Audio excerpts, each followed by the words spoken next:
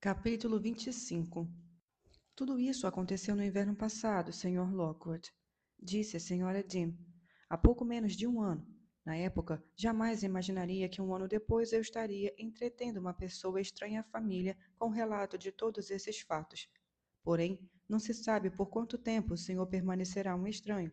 O senhor é demasiado novo para ficar solteiro e acho que é quase impossível ver a senhorita Catarine e não se apaixonar por ela. O senhor ri, mas por que será que se mostra sempre tão animado e interessado quando falo dela? E por que me pediu que pendurasse o retrato dela acima de sua lareira? Pare, minha boa amiga, pedi. Pode ser que eu me apaixone por ela, mas irá ela se apaixonar por mim? Duvido muito que isso aconteça para arriscar a minha tranquilidade caindo em tal tentação. Além disso, eu não sou daqui. Pertenço ao mundo atribulado da cidade e para os braços dela devo voltar. Mas continue. E Catarine, cumpriu os desejos do pai? Cumpriu, sim, senhor, continuou a governanta. O amor pelo pai era ainda o sentimento mais forte que ela guardava no coração. O senhor Linton conversou com ela com a ternura própria de quem está prestes a abandonar seu tesouro entre os perigos e inimigos, no mundo onde a memória das suas palavras seria a única ajuda, o único guia que ele podia legar. Alguns dias mais tarde, ela disse-me: Quem me dera que meu sobrinho escrevesse ou nos visitasse, Ellen. Diz-me sinceramente o que achas dele. Achas que está mudado para melhor ou ainda pode vir a melhorar à medida que se faz homem? Ele é muito débil. Muito dificilmente chegará à idade adulta, mas uma coisa posso garantir: não é nada parecido com o pai. E se a senhorita Catarina tiver a infelicidade de se casar com ele, conseguirá controlá-lo, a não ser que se mostre extrema ingenuamente indulgente. Contudo, Sr. Linton, o senhor terá muito tempo para conhecê-lo e ver se ele está ou não à altura de sua filha. Ainda lhe faltam mais do que 4 anos para ele atingir a maioridade. O Sr. Edgar suspirou e, aproximando-se da janela, olhou na direção da igreja de Gimmerton.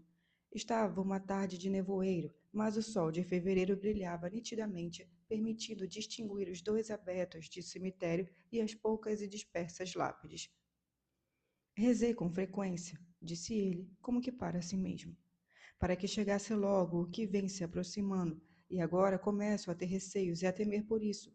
Achava que a lembrança da hora que me descia aquela encosta recém-casado seria menos doce do que a antecipação de que dentro de alguns meses, ou quem sabe, algumas semanas, serei levado lá para cima e sepultado na encosta solitária. Ellen, sou tão feliz com a minha Kate. Nas noites de inverno e nos dias de verão, ela sempre é uma esperança viva ao meu lado. Mas também fui feliz quando sozinho meditava entre as lápides, por baixo da velha igreja, nas longas noites de junho, deitado no verde montículo da sepultura da mãe, desejando e ansiando pelo momento em que me juntaria a ela. Que posso fazer por Kate? Como hei de deixá-la? Não me importaria que Linton fosse filho de Heathcliff, nem que roubasse de mim, se ao menos a consolasse de minha perda. Não me importaria que Heathcliff alcançasse seus objetivos e conseguisse roubar o meu último tesouro. Mas, se Linton for inútil, se for apenas um instrumento nas mãos do pai, não posso consentir que fique com a minha filha. E, embora me custe reprimir uma alegria tão espontânea, devo resignar-me e entristecê-la enquanto for vivo e abandoná-la quando morrer. Querida Kate, prefiro entregá-la aos desígnios de Deus e enterrá-la antes de mim. Deixe estar como está, entregue à divina providência. E, se o Senhor deixar que Ele o permita, continuarei amiga e conselheira da senhorita até o fim. A senhorita Catarine é uma boa alma, e não creio que enverede pelo mau caminho de livre vontade. Todo aquele que cumpre a sua missão é sempre recompensado. Estávamos na primavera, mas o meu patrão continuava debilitado, embora tivesse retomado os passeios pelo campo com a filha. Para ela, inexperiente como era, aquilo era sinal de grandes melhoras, e como o Sr. Edgar tinha muitas vezes o rosto rosado e os olhos brilhantes, ela estava certa de seu restabelecimento. No dia do seu 17º aniversário, o pai não visitou o cemitério. Estava chovendo e eu lhe disse: certamente o senhor não vai sair hoje. Não, este ano vou adiar a visita um pouco mais. Ele voltou a escrever a Linton. expressando o desejo ardente de vê-lo, e se o doente estivesse bom, não tenho dúvidas de que o pai o teria deixado vir Linton. Porém, respondeu a carta sob orientação, dizendo que o pai proibiria ele de ir à granja, mas que apenas o fato de o tio ser lembrado e ter lembrado dele o tinha deixado encantado e que ainda tinha esperanças de encontrá-lo em alguma ocasião durante os seus passeios, e assim poderia lhe pedir pessoalmente que ele e a prima não ficassem tanto tempo separados. Aquela parte da carta era simples e provavelmente tinha sido escrita por ele mesmo. O Sr. Heathcliff sabia que o filho tinha eloquência suficiente para solicitar a companhia da senhorita Catarine, mas assim continuava. Não peço que ela venha me visitar aqui, mas como poderei vê-la se o meu pai me proíbe de ir à casa dela e o pai dela a proíbe de vir à minha? Faça com ela um passeio a cavalo de vez em quando nas imediações do morro e deixe que troquemos algumas palavras na sua presença. Não fizemos nada de mal para merecer esta separação. O tio não está zangado comigo e não tem razões para não gostar de mim, como já declarou. Querido tio, mande-me uma resposta positiva amanhã e deixe que nos encontremos onde o senhor quiser, menos na granja dos tordos. Creio que uma conversa o convenceria de que não tenho o mesmo caráter do meu pai. Ele costuma dizer que sou mais seu sobrinho que filho dele, e embora tenha defeitos que me tornam indigno de Catarine, ela os aceita, e, para o bem dela, o senhor deveria aceitá-los também. Pergunto-me como tenho passado de saúde e estou bem melhor, mas, enquanto viver sem esperança, confinado à solidão, ao convívio com aqueles que nunca gostaram nem nunca gostarão de mim, como poderei estar alegre e restabelecido? O Sr. Edgar, embora tivesse pena do rapaz, não pôde satisfazer ao seu desejo, pois não estava em condições de acompanhar a filha. Mandou dizer que talvez no verão pudessem se encontrar e que, extremamente, gostaria que o sobrinho continuasse a escrever regularmente, e prometeu dar-lhe uma carta todos os conselhos e todo o conforto de que fosse capaz. Kate era uma poderosa aliada e entre os dois conseguiram finalmente persuadir o meu patrão a consentir que dessem o passeio a cavalo ou a pé, uma vez por semana, sob sua vigilância ou sob a minha vigilância, nos terrenos circundantes da granja.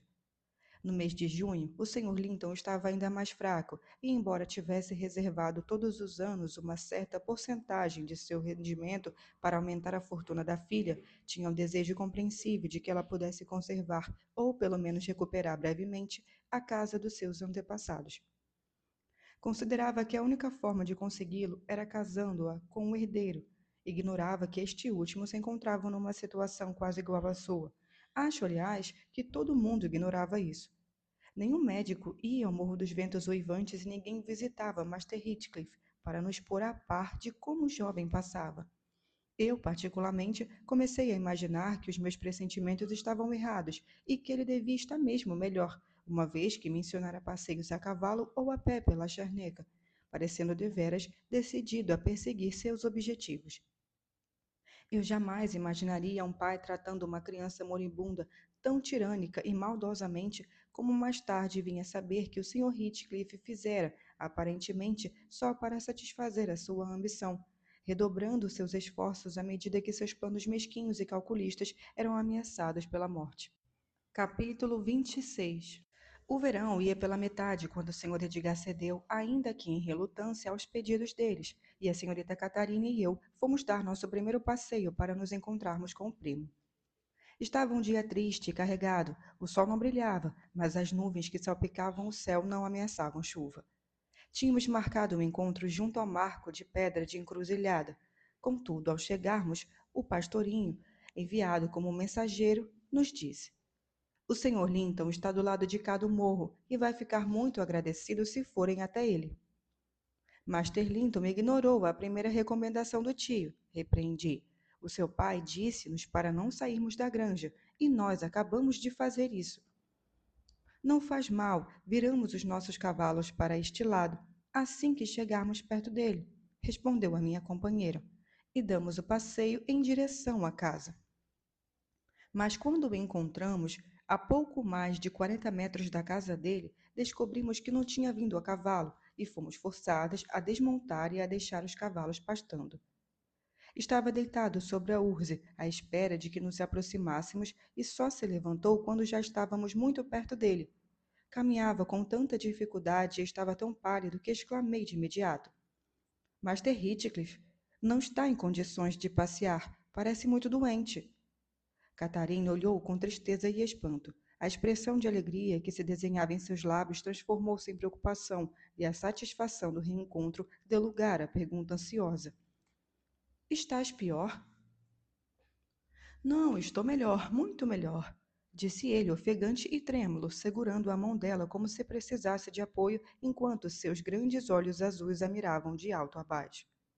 As fundas olheiras tinham transformado o olhar lânguido de outros tempos num olhar selvagem e vazio. Mas tu pioraste, insistia a prima. Pioraste desde a última vez que te vi. Está mais magro. Estou cansado.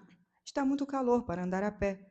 Descansemos aqui um pouco. Muitas vezes sinto-me mal de manhã. Meu pai diz que é de eu crescer muito depressa. Pouco convencida, a menina sentou-se e ele deitou-se ao seu lado. Isto aqui é parecido com teu paraíso, disse ela, tentando simular alguma alegria.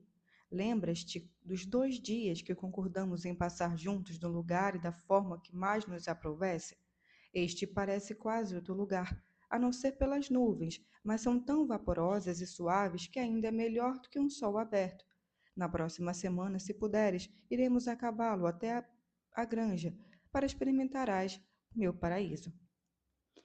O primo parecia não fazer ideia do que a prima estava falando e tinha dificuldade evidente em manter uma conversa. O desinteresse mostrava por todos os temas que ela trazia à baila e em igual incapacidade para distraí-la eram óbvios que Kate não conseguia esconder seu desapontamento. Tinha-se operado nele uma transformação completa. A rabugice, que poderia ter sido sublinhada pelo afeto por meio de pouco carinho, tinha se tornado uma lânguida apatia. Tinha menos do temperamento rabugento da criança que se irrita e se aborrece para depois ser mimada, e mais da melancolia do inválido e inveterado que repele qualquer consolo e está sempre pronto a considerar o riso bem-humorado dos outros um insulto. Catarine, percebendo, tal como eu, que a nossa companhia era para ele mais um castigo do que uma bênção, não teve escrúpulos de sugerir a nossa partida.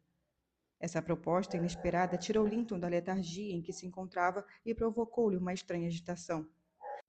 Lançou um olhar receoso em direção ao morro e implorou-lhe que ficasse pelo menos mais meia hora. Acho que estarias mais confortável em casa do que aqui sentado, disse Kate. Hoje não consigo distrair-te. Tenho contado histórias, nem cantando, nem conversando. Amadureceste mais do que eu nestes 6 meses, e agora não gostas mais das minhas brincadeiras. É claro que conseguisse te entreter, de bom grado ficaria. Fica para descansares, sugeriu ele. Olha, Catarine, não penses que estou muito doente, e não fales disto a ninguém. Estou assim porque o tempo e o calor me deixaram abatido. Além disso, cansei de andar a pé muito antes de vocês chegarem. Diz ao tio Edgar que estou bem, na medida do possível, está bem? Vou dizer que foi isso que disseste, Linton, mas não sou da mesma opinião. Observou a minha jovem patroa, sem entender por que pertinaz a insistência dele no que era obviamente uma mentira. Estarei aqui novamente na próxima quinta-feira, continuou ele, evitando o olhar perplexo da prima. E agradece ao teu pai ter permitido que tu viesses. Os meus pais e os meus mais sinceros agradecimentos, Catarine. E se por acaso encontrares o meu pai e ele perguntar por mim, não deixes que ele saiba que fiquei calado e amuado. Não te mostres triste ou abatida como estás agora, senão ele fica zangado. Pouco me importo que ele se zangue, exclamou Kate, supondo-se ela o alvo da fúria. Mas eu me importo, disse o primo, estremecendo. Não provoques, Catarine, nem o ponhas contra mim. Ele é muito severo. Ele o trata mal, Master Linton? Perguntei. Já se fartou de ser indulgente e resolveu passar do ódio silencioso às ações? Linton olhou para mim, mas não respondeu. E Kate, depois de ter ficado sentada ao lado do primo por mais de 10 minutos, durante os quais ele adormeceu encostado no seu peito, abrindo apenas a boca para emitir gemidos de exaustão ou dor, começou a procurar distrações, colhendo mitilos e dividindo-os comigo. Não oferecia nenhum ao primo, pois sabia que ele ficaria aborrecido. Já passou meia hora, Ellen, sussurrou por fim ao meu ouvido. Não vejo razão para ficarmos aqui mais tempo. Ele adormeceu e o pai deve achar que uma hora não voltamos. Mas não podemos deixá-lo aqui dormindo, respondi. Espere até ele acordar, tenha paciência. A senhorita estava ansiosa por este momento, mas a sua vontade de ver o pobre Linton evaporou bem depressa. Por que ele quis me ver? Perguntou Catarina. Gostaria mais dele no auge do mau humor do que agora. Parece que este encontro é uma obrigação que tem de cumprir, com medo de que o pai reclame. Mas a verdade é que não vou voltar aqui só para agradar o Sr. Heathcliff, sejam quais forem as razões que ele tenha para obrigar Linton a submeter-se a esta penitência. E embora eu esteja contente por ele estar melhor, lamento encontrá-lo muito menos simpático e muito menos afeiçoado a mim. Achas então que a saúde dele melhorou? Acho, porque ele sempre faz questão de falar sobre o seu sofrimento. Talvez não seja muito melhor, como me pediu que eu dissesse ao papai, mas está melhor. Nesse ponto, não estamos de acordo, senhorita Kate. A mim parece-me muito pior. Nessa altura, Linton acordou de seu cochilo, confuso e aterrorizado, e perguntou se alguém tinha chamado seu nome. Não, respondeu a prima. Só se tivesse sido em sonhos. Não consigo perceber como consegues adormecer ao ar livre no meio da manhã. Parece que ouviu meu pai, disse ele, respirando com dificuldade e erguendo o olhar para a encosta sombria. Tem certeza de que ninguém chamou por mim? Certeza absoluta, assegurou a prima. Ellen e eu falávamos do seu estado de saúde. Sentes realmente mais forte desde a última vez que nos vimos no inverno? Se assim é, tenho certeza de que uma coisa não melhorou: a tua consideração por mim. Mas diz lá, estás ou não estás melhor? À medida que falava, as lágrimas corriam-lhe a face. Estou melhor, sim. E ainda influenciado pela voz imaginária, ergueu os olhos para procurar o pai, e a senhorita Kate levantou-se. Por hoje, chega. Temos de partir, e não vou esconder que fiquei extremamente desapontada com o nosso encontro, embora só diga isso a ti, e não penses que é por ter medo de Heathcliff. Cala-te, murmurou o primo. Cala-te, pelo amor de Deus, ele vem aí. E agarrou-se ao braço da menina, tentando detê-la, mas, quando esta o ouviu dizer que o pai estava vindo, libertou-se apressadamente da mão do rapaz e chamou Mime, que acorreu, obediente como um cão. Estarei aqui novamente na próxima quinta-feira, disse ela, saltando pela cela. Adeus. Depressa, Ellen. E foi assim que o deixamos. Mal notou nossa partida, preocupado como estava com a aproximação do pai. Antes de chegarmos em casa, o descontentamento de Catarine transformou-se numa sensação confusa e complexa, misto de piedade e desgosto, salpicada de incertezas e receios sobre a verdadeira situação de Linton, tanto física quanto familiar. Eu compartilhava as suas dúvidas, embora tivesse convencido de não falar no assunto, uma vez que teríamos um segundo encontro para comprovar a verdade. O meu patrão pediu que relatássemos o encontro. Os agradecimentos do sobrinho foram-lhe devidamente transmitidos e a senhorita Catarine contou o restante, sem entrar em grandes pormenores, e eu também falei do passeio muito por alto, pois não sabia o que devia contar e o que devia omitir. Capítulo 27. 7 dias se passaram, cada qual marcado pelo acelerado agravamento da saúde do Edgar Linton. A doença que duramente meses o fora consumindo lentamente apossara-se agora dele com avassaladora rapidez. Se dependesse de mim, de bom grado teria iludido Catarine, mas a sagacidade do seu espírito não deixava que a enganasse. Instintivamente, pressentia a terrível probabilidade que pouco a pouco se avolumava em certeza, e nela cismava dia e noite. Quando chegou a quinta-feira, não teve coragem de mencionar o passeio a cavalo. Fui eu a fazê-lo e a obter a permissão para a nossa saída. O quarto do pai e a biblioteca, onde ele passava os breves momentos em que conseguia estar em pé, eram agora todo mundo de Catarine. Lamentava a cada momento que não pudesse estar à sua cabeceira ou sentada junto dele. Andava tão pálida e abatida das vigílias e do sofrimento que o meu patrão de bom grado a liberou para que eu pensava ser uma pessoa agradável e mudava o cenário e de companhia, servindo-lhe de algum conforto a esperança de que ela não ficaria completamente sozinha após a sua morte. Agarrava-se à ideia, digo por vários comentários que deixou escapar, de que o sobrinho aliava a semelhança física que tinha com ele e também uma semelhança moral, Na verdade, as cartas de Linton pouco a nada davam a conhecer do seu caráter arrevessado, e eu, por desculpável fraqueza, sempre me abstive de corrigir esse erro, perguntando a mim mesma de que serviria perturbar os seus últimos momentos com coisas que ele não tinha possibilidade nem oportunidade de verificar. Adiamos a nossa excursão para a tarde. Era uma tarde dourada de agosto, e o ar das colinas chegava até nós tão cheio de vida que parecia que quem os respirasse, ainda que moribundo, ganharia novo alento. O rosto de Catarine condizia com a paisagem de sombras e sol alternando-se em rápida sucessão. Porém, as sombras demoravam-se mais que as fugazes raios de sol, e o seu pobre coração censurava-se até mesmo por se permitir esse breve alheamento dos seus cuidados. Avistamos Linton à nossa espera no mesmo lugar que tinha escolhido da outra vez. Catarine apeou-se e disse-me que, como pretendia demorar-se muito pouco tempo, seria melhor que eu ficasse segurando o cavalo e não desmontasse. Não concordei, pois não me arriscaria a perder de vista, por um minuto que fosse, aquela que me fora confiada. De modo que subimos juntas a encosta coberta de urzes. Dessa vez, Master Heathcliff acolheu-nos com grande animação, não uma animação própria de felicidade ou mesmo da alegria, mas algo mais parecido com medo. Já é tarde, censurou ele com a voz entrecortada, custando-lhe a falar. É verdade que o teu pai está muito doente? Até pensei que não viesses. Por que não és sincero? Exclamou Catarine, antes mesmo de saudá-lo. Por que não dizes de vez o que não queres? É estranho, Linton, que pela segunda vez me chamas aqui propositalmente, sem outra razão, ao que me parece, que há de nos atormentarmos um ao outro. Linton estremeceu e lançou-lhe um olhar meio suplicante, meio envergonhado, mas a prima não estava com paciência para tolerar um comportamento tão enigmático. O meu pai está muito doente, ela continuou. Por que razão me fizeste sair do seu lado? Por que então me obrigaste da minha promessa, quando teu desejo era que eu não a cumprisse? Vá, exige uma explicação. Não estou com cabeça para brincadeiras ou frivolidades, nem hoje estou com disposição para aturar os teus caprichos. Os meus caprichos, murmurou. E quais são eles? Pelo amor de Deus, Catarine, não fiques tão zangada. Despreza-me quando queiras. Sou um desgraçado, um inútil e um covarde.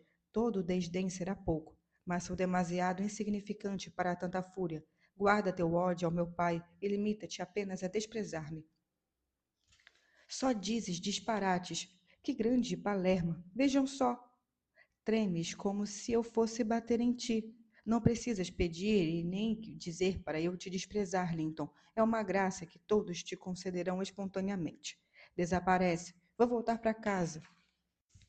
Banhado em lágrimas e com a agonia estampada no rosto, Linton atirou-se ao chão, sacudido por convulsões de refinado terror. Não posso suportar isto por mais tempo, Catarine. Eu sou também um traidor e não me atrevo a revelar a minha traição. Mas se me abandonas, ele me mata. Minha querida Catarine, a minha vida está nas tuas mãos. E tu disseste que me amavas. Que mal poderia isso fazer? Não vais embora, vai? Minha gentil, minha doce e generosa Catarine. E tu talvez concordes, e ele me deixe morrer contigo. Perante tão exacerbada angústia, Catarina inclinou-se para ajudá-lo e pôr-se em pé. A velha ternura indulgente sobrepôs a irritação, deixando-o profundamente alarmado e comovido. Concordar com o quê? Em ficar? Explica-me o significado desta estranha conversa e ficarei. Contradizes as tuas próprias palavras e confunde-me. Acalma-te, se sincero e confessa-se de uma vez por todas os teus pesares. Não serias capaz de me fazer mal, Linton, seria? Não deixarias que nenhum inimigo me prejudicasse se pudesse evitar? Acredito que sejas um covarde perante a ti próprio, mas nunca um covarde traidor da tua melhor amiga.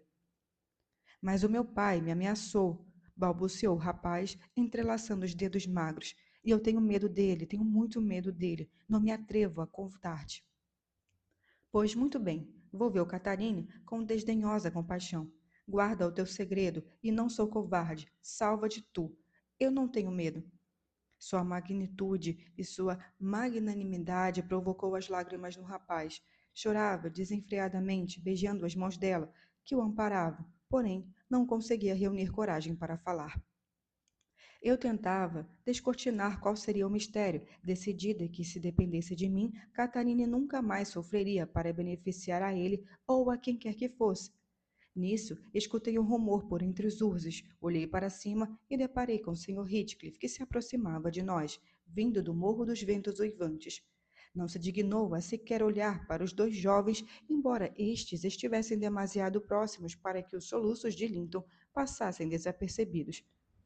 Saudando-me no tom quase caloroso, que não dirigia a mais ninguém e de cuja sinceridade eu podia deixar de duvidar, disse: Que surpresa ver-te tão perto da minha casa, Nelly.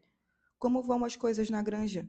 Corre o rumor de que Edgar Linton está à beira da morte. Talvez exagerem o seu mal? Não, é verdade. O meu patrão está morrendo. Será uma tragédia para todos nós, mas uma bênção para ele. Quanto tempo achas que pode durar? Francamente, não sei. Se faço a pergunta, continuou, olhando para os dois jovens imóveis sob o seu olhar, é porque este rapaz parece disposto a contrariar-me, então seria melhor que o seu tio se fosse antes dele. Então, este Palermo comportar-se sempre assim? Mas eu já lhe dei uma boa correção por causa das suas choradeiras. Ele se mostra geralmente animado com a senhorita Linton? Animado? Não, senhor, pelo contrário, está sempre muito abatido. Basta olhar para ele para perceber que, em vez de vaguear pelos montes com a namorada, devia estar na cama, sob cuidados de médicos. Para ir lá. Daqui um dia ou dois, mas antes, levanta-te, Linton, levanta-te. Não fique aí no chão. Levanta-te imediatamente. Linton afundou novamente no paroxismo de terror incontrolável, causado pelo olhar do pai, creio eu. Nenhuma outra coisa poderia provocar semelhante humilhação. Fez várias tentativas para obedecer, mas a sua pouca resistência estava em momento aniquilada e voltou a tombar com um gemido. O Sr. Heathcliff avançou para ele e o ergueu, encostando-o no montículo relvado. Agora vou me zangar de verdade, vociferou com contida velocidade. E se não dominares essa fraqueza de espírito, maldito sejas. Levanta-te imediatamente. Vou me levantar, pai, mas deixe-me em paz, se não desmaio. Juro que cumpri as suas ordens. Catarine, dá-me tua mão. Apoia-te na minha, disse-lhe ao pai. E põe-te em pé. E pronto. Apoia-te no braço da tua prima, isso. Olha para ela. A senhorita há de pensar que sou o próprio diabo para provocar semelhante terror. Seja gentil e acompanhe-o até em casa, hein? Ele treme inteiro se o toco. Linton, querido, sussurrou Catarine, eu não posso ir contigo até o Morro dos Ventos Uivantes. O pai proibiu-me. O teu pai não te vai maltratar. De que tens tanto medo? Não posso voltar àquela casa. Não posso voltar a entrar naquela casa sem ti. Acaba já com isso. Respeitemos os escrúpulos filiais de Catarine. Nelly, leva-o para casa, que eu vou, sem demora, seguir o teu conselho e chamar o médico. Pois faz o senhor muito bem, mas é minha obrigação ficar com a minha patroa. Cuidar do teu filho não é minha tarefa. Já sei que és muito teimosa. Não me digas que vou ter de dar um beliscão no menino e fazê-lo gritar para despertar a tua caridade. Vamos lá, herói. Estás disposto a voltar escoltado por mim? Aproximou-se dele outra vez e esboçou o gesto de agarrar a frágil criatura. Mas recuando, Linton agarrou-se à prima e implorou-lhe tão freneticamente que o acompanhasse que não admitia recusa. Por mais que discordasse, eu não podia impedi-la. Na verdade, como poderia ela recusar-se? Não conseguíamos desvendar o que o enchia de pavor, mas ele ali estava, e tão imponente, tão impotente, que a mais pequena contrariedade parecia capaz de levá-lo à loucura. Chegamos à porta da frente. Catarina entrou e eu fiquei do lado de fora, esperando que ela conduzisse o inválido até uma cadeira e saísse. Mas o Sr. Heathcliff empurrou-me para dentro, dizendo: A minha casa não está empestada, Nelly, e hoje estou muito hospitaleiro. Senta-te e deixa-me fechar a porta. Fechou a porta e trancou-a logo em seguida. Estremeci. Vão tomar chás antes de que eu volte para casa, acrescentou. Estou sozinho. Harrington foi levar umas cabeças de gado aos Lee e Zillah e Joseph saíram para aproveitar um dia de folga. Apesar de estar acostumado a ficar sozinho, quando posso, prefiro ter uma companhia interessante. Senhorita Linton, sente-se ao lado dele. Dou-lhe aquilo que tenho.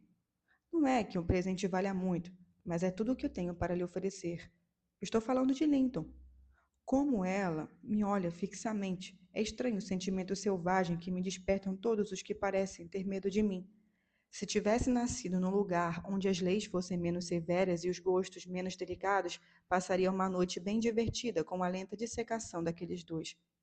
Respirou fundo, deu um murro na mesa e praquejou para si mesmo. Que inferno! Como os odeio! Eu não tenho medo do senhor, exclamou Catarina, que não pôde ouvir a última parte do discurso. Avançou para ele com os olhos negros faiscando de cólera e de resolução. Dê-me essa chave, dá-me já, nem que estivesse morrendo de fome, comeria ou beberia o que quer que fosse nesta casa. O senhor Heathcliff segurava a chave com a mão que apoiara em cima da mesa. Ergueu os olhos, algo surpreendido pela ousadia de Catarina, ou talvez lembrando-se pela voz e pelo olhar de quem ela herdara essa tenacidade. Ela, entretanto, agarrou a chave e quase conseguiu arrancá-la de seus dedos frouxos, mas esse gesto o trouxe de volta ao presente e ele recuperou a chave de imediato. Agora, Catarina Linton, saia da minha frente ou serei forçado a atirá-la ao chão, o que deixaria a senhorita Jean furiosa. Sem fazer caso do aviso, Catarine agarrou-lhe outra vez a mão, fechada, tentando aliviá-la do seu conteúdo. Nós vamos embora, repetiu, fazendo os mais desonados esforços para afrouxar aqueles músculos de ferro, mas, vendo que as unhas não surtiam grande efeito, aplicou-lhe os dentes ferozmente. O Sr. Heathcliff lançou-lhe um olhar que, por momentos, impediu-me de interferir. Catarina estava demasiado atenta à mão dele para se dar conta da expressão do seu rosto. Subitamente, ele abriu a mão, libertando o objeto de disputa.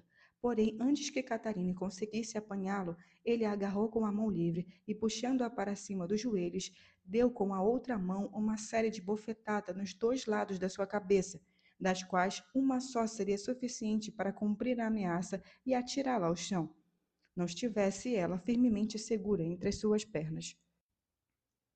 Pare! Gritei. Grande patife. Um murro no peito fez-me calar. Como sou robusta, logo perdi o fôlego. Com o impacto do soco e a raiva, cambaleei entorpecida, com a impressão de que estava prestes a sufocar ou a ter uma veia rompida. A cena acabou em 2 minutos. Catarina, já liberta, apertava as têmporas entre as mãos, como se não tivesse certeza de ainda ter orelhas. Tremia convulsivamente e apoiava-se na mesa completamente aturdida. Como vê, sei como castigar as crianças, disse o malvado, inclinando-se para acompanhar a chave que caíra no chão. Vá ver Linton, como lhe ordenei, e chore à vontade. Amanhã serei seu pai, o único pai que terá daqui a alguns dias, e então apanhará muito mais. Mas a senhorita aguenta, não é nenhuma fracote. Terá uma dose diária se eu voltar a vislumbrar esse gênio diabólico em seu olhar. Em vez de se refugiar junto ao primo, Kate correu para mim, ajoelhando-se e escondeu as faces ardentes no meu regaço, chorando alto.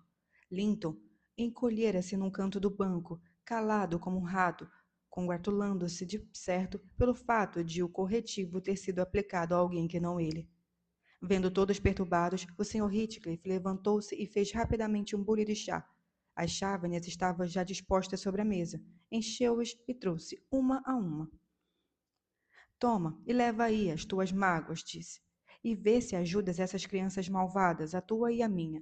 O chá não está envenenado, embora tenha sido eu que fiz. Vou lá fora procurar os vossos cavalos. Assim que ele saiu, o nosso primeiro pensamento foi tentar fugir dali imediatamente. Experimentamos a porta da cozinha, mas estava trancada por fora. Olhamos para as janelas, mas eram demasiado estreitas, até mesmo para o corpo esguio de Kate. Master Linton, gritei, vendo-nos prisioneiros. De certo sabe o que o diabólico do seu pai pretende e vai dizer-nos o que é. Senão, deixo-lhe as orelhas tão quentes como ele deixou as da sua prima. Sim, Linton, tens de nos dizer, implorou Catarine. Foi por tua causa que vim aqui, e será uma grande maldade da tua parte se te recusares a dizer o que se passa. Tenho sede. Dá-me um pouco de chá e depois te direi, exigiu ele. Afasta-se, senhora Jim. Detesto que se debruce sobre mim. Catarine, estás a deixar cair lágrimas dentro da minha chávena. Não vou beber isso. Traz-me outra. Catarina obedeceu e enxugou as faces. Enojava-me o comportamento daquele infeliz a partir do momento em que se sentiu em segurança. O pavor que manifestaram no Urzal desaparecera assim que entrara no Morro dos Ventos Uivantes. Depreendi que fora ameaçado com os mais terríveis castigos se não conseguisse atrair-nos até ali, e agora, conseguido seu propósito, os medos haviam desaparecido. O meu pai quer que nos casemos, começou ele, depois de bebericar um pouco do chá. Mas ele sabe que o teu pai não consentirá que nos casemos já e receia que eu morra antes, se esperarmos. Por isso, vamos casar amanhã de manhã, e por isso tens de passar a noite aqui. Se fizeres o que ele deseja, voltarás para casa em seguida, levando-me contigo. Levá-lo com ela, seu infeliz? Casarem-se? O homem está louco, ou pensa que somos todos tolos. E imagina que esta menina tão linda, saudável e bondosa há de se unir a um macaco moribundo como o senhor. Acredita de verdade que alguém, e muito menos a senhorita Catarine, o quererá para marido? Merecia eram os açoites por nos ter atraído aqui com as suas intrugices.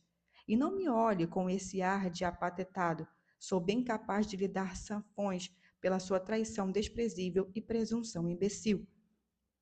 Ainda o sacudi ligeiramente, o que lhe provocou um ataque de tosse e se fez recorrer aos habituais gemidos e prantos, o que me valeu um olhar de censura de Catarina. Ficar aqui a noite toda? Não, exclamou ela, olhando em volta. Ellen, nem que eu tenha de colocar fogo na porta, vou sair daqui. E teria começado a cumprir de pronto essa ameaça, se Linton, alarmado, não se tivesse levantado, temendo novamente pela sua segurança e apreendido em seus braços débeis, soluçando. Não me queres salvar? Não queres me levar para a granja? Querida Catarine, não podes ir embora e deixar-me aqui. Tens de obedecer ao meu pai. Precisas obedecer. Devo é obedecer o meu pai, replicou ela, e poupá-lo desta angústia cruel, a noite toda. Que irá pensar? Já deve estar aflito. Nem que eu tenha de botar alguma coisa abaixo ou incendiar a casa para achar uma saída. Fica calado, tu não corres perigo. Mas se me impedires, Linton, olha que eu amo meu pai mais do que eu amo a ti. O terror mortal que a fúria do Sr. Heathcliff nele despertava restituiu ao rapaz a eloquência da covardia. Catarina estava desnorteada, não obstante, continuava agarrada à ideia de voltar para casa e tentou por seu turno convencer o primo a dominar seu pavor egoísta. Enquanto assim altercavam, nosso carcereiro reapareceu. Os vossos cavalos fugiram, anunciou. Então, Linton, choramingando de novo? O que ela fez? Acaba com isso e vai se deitar. Dentro de um mês ou dois, meu rapaz, poderás devolver-lhe as tiranias de agora, e de agora com mãos virtuosas. Anseias pelo amor verdadeiro? Nada mais. Ela irá te receber. Agora, para a cama. Zilá não está aqui hoje, terás de se despir sozinho. Fica quieto, não quero caretas. Assim que estiveres no teu quarto, não te incomodarei mais e não precisas ter medo. Por sorte, te portaste menos mal. Agora eu trato do restante. Proferiu essas palavras segurando a porta para o filho passar. Este saiu, como um cachorro que desconfiasse que o propósito do dono naquele instante era esborrachá-lo. A porta foi de novo trancada. O Sr. Heathcliff aproximou-se da lareira, onde nós duas permanecíamos em silêncio. Catarina ergueu os olhos, levando instintivamente a mão ao rosto, como se aquela proximidade lhe reavivasse a sensação dolorosa. Qualquer pessoa seria incapaz de se insurgir com severidade contra aquele gesto infantil, mas ele lançou-lhe um olhar carrancudo e resmungou. Com que então não tem medo de mim? Disfarça bem a sua coragem, pois parece perfeitamente aterrorizada. Agora tenho, retorquiu Catarine, porque, se eu continuar aqui, o papai vai ficar aflitíssimo, e como posso tolerar a ideia de afligi-lo quando ele, Sr. Heathcliff? Deixe-me voltar para casa. Eu prometo casar-me com Linton. Papai assim o deseja, e eu também, porque eu amo. Por que razão há de me forçar a fazer algo que estou disposta a fazer de livre vontade? Ele que se atreva a obrigá-la, gritei eu. Ainda existem leis neste país, graças a Deus, embora a gente esteja no fim do mundo. Eu iria denunciá-lo mesmo que ele fosse meu filho. Isto é um crime de que ninguém pode ser absolvido. Basta, vociferou Demaslaldo. Estou farto dos teus estardalhaços. Tu estás proibida de falar. Senhorita Linton, agrada-me de veras a ideia de que seu pai ficará aflito. Nem vou dormir com tanta satisfação. Não poderia consolidar mais o meu propósito de retê-la em minha casa nas próximas 24 horas do que dizendo-me que o seu pai vai se afligir. Quanto à nossa promessa de depositar e desposar Linton, tomarei providências para que a cumpra, pois não deixará este lugar sem que o faça. Pelo menos deixe Ellen ir avisar ao meu pai de que me encontro bem, implorou Catarine, chorando amargamente.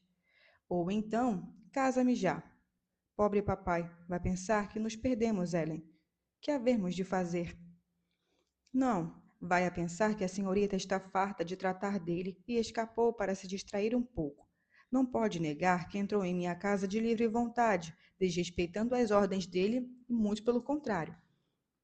E é muito natural que na sua idade deseje divertir-se e que se cansasse de cuidar de um homem doente, sendo esse homem apenas o seu pai.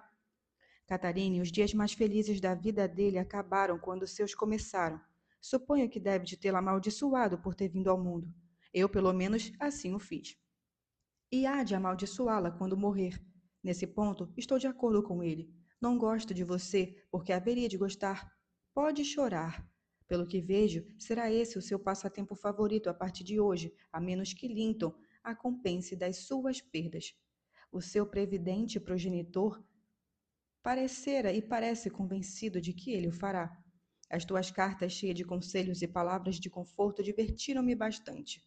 Na última, recomendava ao meu tesouro para cuidar bem do dele, o que fosse bondoso para com ele quando ele lhe pertencesse.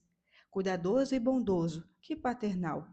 Mas Linton gasta com proveito o próprio todo do seu arsenal de cuidados e bondades. Sabe ser um perfeito tirano. Torturaria todos os gastos que se não fizessem deles e dentes e garras. Pode ter certeza de que terá belas histórias da sua bondade para contar ao tio dele quando voltar para casa. Ora, isso é que é falar, volvi eu. Mostra o caráter do seu filho e as semelhanças que tem com o senhor. Talvez a senhorita Kate pense duas vezes antes de aceitar para marido semelhante réptil. Chega de falar das louváveis qualidades dele, atalhou Heathcliff. Ou ela o aceita ou fica aqui presa contigo até a morte do seu patrão.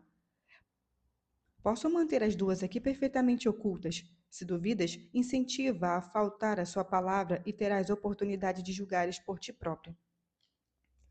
Não faltarei a minha palavra, disse Kate. Casarei com ele agora mesmo, se puder voltar à Granja dos Tordos em seguida.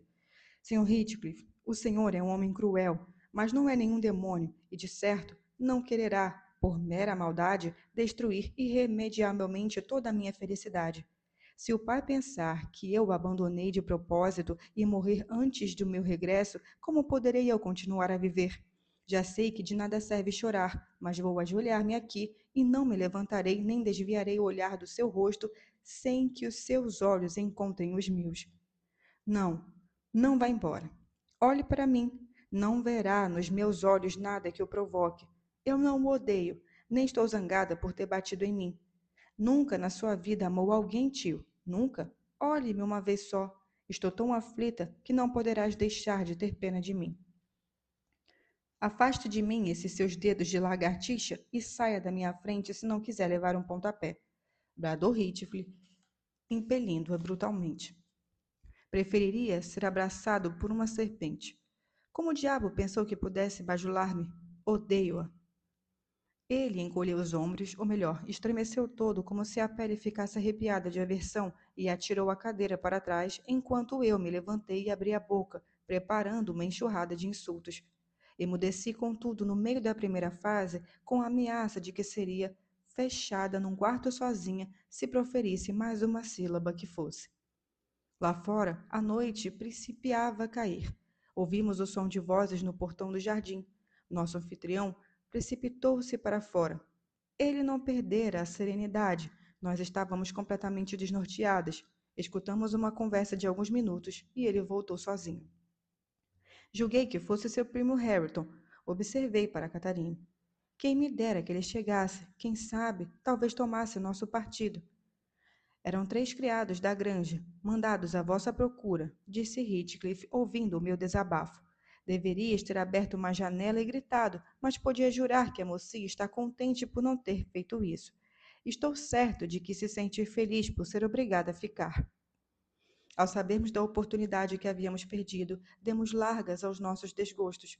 Ele deixou-nos chorar à vontade até às 9 horas. Depois, ordenou que subíssemos pelas escadas da cozinha até o quarto de Zilá. Segredei a Catarine que obedecesse. Talvez conseguíssemos fugir pela janela ou alcançar o sótão e sair pela claraboia. Contudo, a janela era estreita, como as do piso inferior, e ao alçapão do sótão não era possível chegar, de modo que continuávamos tão prisioneiras como antes. Nenhuma de nós se deitou. Catarina sentou-se à janela e esperou ansiosa pela manhã. Em resposta às minhas constantes súplicas de que deveria tentar descansar um pouco, deu apenas um profundo suspiro. Sentei-me numa cadeira e aí me deixei ficar, balançando para frente e para trás e repreendendo-me severamente pelas muitas transgressões ao meu dever, das quais, como então verifiquei, haviam resultado todos os infortúnios dos meus patrões. Sei agora que não era assim, mas assim se afigurava a minha imaginação, naquela noite triste, de tal forma que cheguei a considerar o Sr. Heathcliff menos culpado do que eu. Ele apareceu às 7 da manhã e perguntou à senhorita Linton já se levantara. Ela correu para a porta e respondeu: sim. Então vamos lá, ordenou ele, abrindo a porta e puxando-a para fora. Levantei-me para acompanhá-la, mas ele fechou a porta novamente, não fazendo caso das minhas reclamações. Se paciente, retorquiu-me. Daqui a pouco, mando-te o café da manhã. Dei socos na porta e sacudi o ferrolho furiosa. Catarina me perguntou por que me encontrava ainda presa, ao que ele respondeu que eu ainda teria de esperar mais algumas horas, e afastaram-se. Esperei 2 ou 3 horas. Por fim, escutei passos e pude perceber que não eram do Sr. Heathcliff. Trouxe-lhe alguma coisa para comer, disse uma voz. Pode dar a volta ao puxador. Obedeci de pronto e deparei-me com Hareton, carregado de comida para um dia inteiro. Pegue, acrescentou, colocando-me a bandeja nas mãos. Espera um instantinho, disse eu. Não, esquivou-se ele, retirando-se, insensível a todas as súplicas com que tentei detê-lo. E ali fiquei fechada todo aquele dia e toda a noite seguinte, e ainda outra e mais outra. 5 noites e 4 dias ali permaneci, sem ver ninguém, a não ser Hareton, que aparecia todas as manhãs. Era um carcereiro exemplar, taciturno, além de mudo e surdo, e todas as minhas tentativas de despertar seu sentimento de justiça e compaixão. Capítulo 28. Na manhã, ou melhor, na tarde do quinto dia, senti passos diferentes aproximarem-se, mais leves e mais curtos, e dessa vez a pessoa em questão entrou no quarto. Era Zilá, envolta em seu chale vermelho de touca de seda preta na cabeça e uma cesta no braço. Credo, senhorita Jim, exclamou ela. Que falatório vai a seu respeito em Gimmerton? Eu pensava que a senhorita se tinha afogado no pântano de Black Horse, e a senhorita também. Até o patrão me dizer que as tinha encontrado e trazido para aqui. De certo conseguiram alcançar alguma ilha, não? E quanto tempo ficaram nas poças? Foi o meu patrão que a salvou, senhorita Jean? Mas nem por isso está mais magra. Podia ter sido pior, não é? O teu patrão é o pior patife que existe na face da terra. Mas ele vai pagar pelo que ele fez, e nem precisa ter inventado essa história, pois todo mundo ficará sabendo a verdade. Que quer dizer com isso? Ele não inventou nada. É a história que se conta na aldeia, que a senhora se perdeu no pântano. Eu, quando cheguei em casa, até disse ao Sr. Earnshaw: Ah, Sr. Hareton, que coisas estranhas aconteceram enquanto andei fora. Tenho tanta pena daquela linda menina e da Nellie Dean. E ele olhou-me espantado e eu pensei que não soubesse de nada e contei-lhe os rumores que corriam em Gimmerton. O patrão ouviu, sorriu e disse: Se elas estiveram no pântano, não estão mais lá. Nellie Dean está neste preciso momento no teu quarto. Quando subires, pode dizer-lhe que saia. Aqui tens a chave. A água do pântano mexeu com sua cabeça e ela ficou imaginando coisas. Mantive-a aqui fechada até que recuperasse o juízo. Podes mandá-la para a granja, se ela for capaz de andar, e leva-lhe um recado da minha parte, que a senhorita seguirá para lá em tempo de assistir o funeral do pai. O senhor Edgar não está morto? Balbuciei. Não, ainda não. Sente, senhora Jean. Vê-se que ainda está doentinha, disse ela. O senhor Edgar não morreu. O senhor Kenneth pensa que ele pode durar ainda mais um dia. Encontrei-o na estrada e perguntei-lhe. Em vez de me sentar, peguei minhas coisas e saí, já que o caminho estava livre. Ao entrar na sala, olhei em volta, tentando encontrar alguém que me informasse do paradeiro de Catarine. O aposento estava inundado de sol e a porta escancarada, mas não havia ninguém ali. Enquanto hesitava entre sair dali de imediato ou voltar atrás para procurar a minha menina, numa tosse seca atraiu minha atenção e me virei na direção da lareira. Aproximei. Deitado no banco, Linton, a única presença na sala, chupava um pirulito e seguia seus movimentos e meus movimentos com um olhar apático. Onde está a senhorita Catarine? Inquiri severamente, pensando que poderia assustá-lo a ponto de obter alguma informação, agora que o encontrava sozinho. Ele continuou a chupar o doce inocentemente. Ela foi embora? Insisti eu. Não, respondeu. Está lá em cima. Ela não pode ir para casa. Nós não deixamos. Qual não deixam, seu idiota? Exclamei. Leve-me ao quarto dela, ou vou lhe dar uma surra. O meu pai é que vai lhe dar uma surra se tentar entrar lá. Ele diz que eu não devo ser brando de Catarine, mas ela é minha mulher, e é vergonhoso que queira abandonar-me. Ele diz que ela me odeia e que quer que eu morra, para poder ficar com meu dinheiro, mas isso ela não vai conseguir, e também não voltará para casa, nunca mais. Pode chorar e adoecer à vontade. E prosseguiu a sua ocupação anterior, fechando os olhos, como se tensionasse a dormir. Master Heathcliff, tornei eu. Já se esqueceu de toda a bondade de Catarine para consigo no inverno passado, quando afirmou que a amava? E quando ela trouxe livros e cantou, e mais de uma vez enfrentou o vento e a neve só para ir vê-lo? Chegava a chorar se faltasse uma única noite, pois sabia que ficaria desapontado, e nessa altura a considerava 100 vezes melhor que o senhor. E agora acredita nas mentiras que o seu pai lhe conta, mesmo sabendo que ele nos detesta a ambos? E aliou-se ao seu pai contra ela. Bonita gratinou a sua, não há dúvida. Os cantos da boca de Linton descaíram e ele afastou os lábios de pirulito. Acho que Catarine veio ao Morro dos Ventos Uivantes porque o odiava? Ora, pense nisso. Quanto ao seu dinheiro, ela nem sabe se o senhor alguma vez terá algum. Disse que ela está doente, no entanto, deixou-a sozinha lá em cima numa casa estranha, e logo o senhor, que sabe o que é sentir-se abandonado. Quando se queixava dos seus sofrimentos, ela sofria, e agora não tem pena dela. Eu, que sou velha e não passo de uma criada, choro por ela, como vê. E o Senhor, depois de fingir uma grande afeição e tendo tantas razões para adorá-la, guarda todas as lágrimas e fica aí deitado, muito calmo. Ah, é um egoísta sem coração. Não consigo ficar perto dela, prefiro ficar sozinho. Ela chora tanto que não consigo suportar. E não se cala, nem que eu ameace chamar meu pai. Uma vez chamei o mesmo, e ele ameaçou estrangular e não se calasse. Mas ela recomeçou no instante em que ele saiu do quarto, e chorou e gemeu a noite inteira, e a noite toda, embora eu gritasse que não me devia acordar. O Sr. Heathcliff saiu? Perguntei, percebendo que a desprezível criatura era incapaz de se compadecer da tortura mental da prima. Está no pátio falando com o Sr. Kennedy, que diz que o tio está à morte, respondeu. Finalmente! Estou contente, pois serei eu o dono da granja depois da morte dele, e Catarine sempre se referiu a ela como a sua casa, mas não é dela, é minha. O meu pai diz que tudo o que ela possui é meu, todos os seus belos livros são meus. Ela até me disse que os daria a mim, mas os seus lindos pássaros e a mime se eu conseguisse pegar a chave do quarto e deixasse fugir. Mas eu lhe disse que ela não podia dar nada, porque tudo isso já era meu.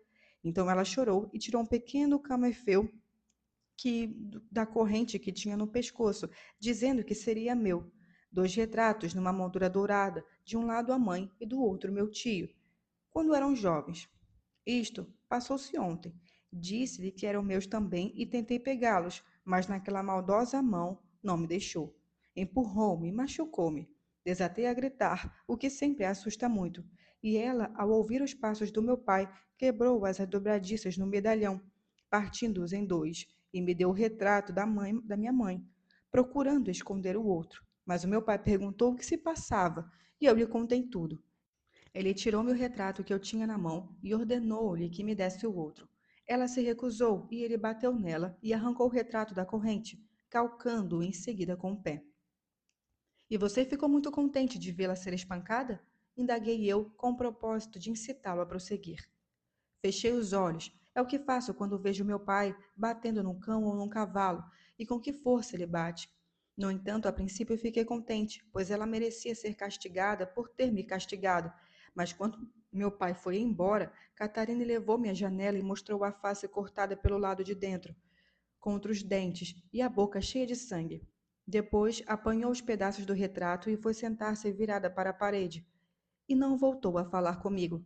Por vezes, penso que ela não pode falar por causa das dores. Não gosto de pensar nisso.